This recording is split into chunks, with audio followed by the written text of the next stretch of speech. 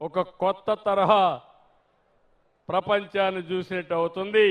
దానికి కూడా శ్రీకారం చుడుతున్నామని చెప్పి నేను మీకు తెలియజేస్తున్నా. ఇంకో పక్కన ఈరోజు ఒక విషయం ఇప్పుడే మంత్రి గారితో మాట్లాడాను.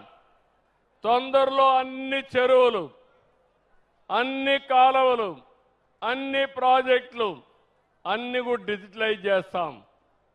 మీరు ఎవరైనా సాగునీటి సంఘం మీ కాలువ వారిగా పోవాలంటే నేరుగా వర్చువల్గా మీరు ఇన్స్పెక్ట్ చేసే పరిస్థితి వస్తుంది.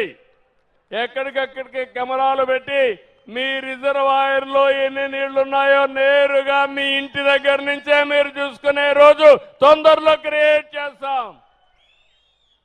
కాలువల్లో కూడా నీళ్లు రిలీజ్ చేసినప్పుడు ఎప్పుడు నీళ్లు వస్తున్నాయో అవన్నీ కూడా చేసే పరిస్థితి తీసుకొస్తాం. ఈరోజు ఇంకొక విషయం మీరు గుర్తుపెట్టుకోండి. పోలవరం ఈ రాష్ట్రానికి ఒక జీవనాడి. అలాంటి జీవనాడిని భ్రష్టు పట్టించారు, గోదావరిలో కలిపేశారు. డయాఫామ్ వాల్ని పూర్తిగా సర్వనాశనం చేసి 440 కోట్ల రూపాయలతో పూర్తి చేసిన డయాఫామ్ వాల్ని మళ్ళీ కొత్త డయాఫామ్ వాల్ ఏర్పాటు చేసి 1000 కోట్లు అయింది. ఈ విషయం మీరు గుర్తుపెట్టుకోవాలి. ఒక దుర్మార్గమైన పాలనలో జాగ్రత్త తీసుకోకుండా పోయిన దానివల్ల 440 కోట్ల రూపాయలతో అయిపోయేది అదనంగా 1000 కోట్లు అయింది. టైం కూడా ఎక్కువ అయింది. కానీ ఏది ఏమైనా పూర్తి చేయాలనే సంకల్పంతో కేంద్రం ఇచ్చిన పూర్తి సహకారంతో పోలవరాన్ని పూర్తి చేసి పుష్కరాల కంటే ముందు పోలవరాన్ని జాతికి అంకితం చేస్తాం. 2027 జూన్ కంటే ముందు మీరు పోలవరం కళ సాకారం అవుతుంది. అది చేసే బాధ్యత కూటమి ప్రభుత్వానిది. పోలవరం అవన్నీ చేద్దాం.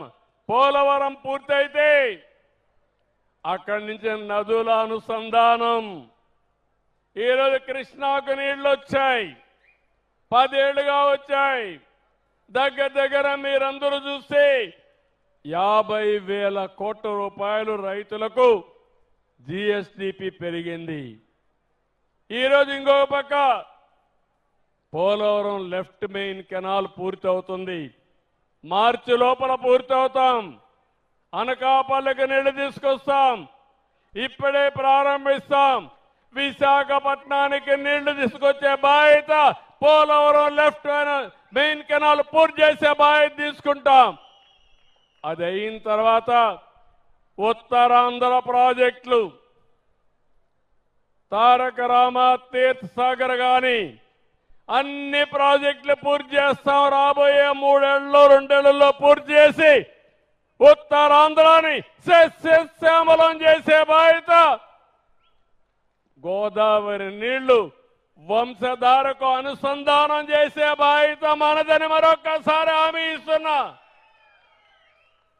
అంతేకాదు పోలవరం నుంచి ఈ నీళ్లు నల్లమల సాగర్కి తీసుకెళ్తాం. నేనే ప్రారంభించాను 96. ఆ రోజు నా జన్మదినం. జిల్లాకు వచ్చాను.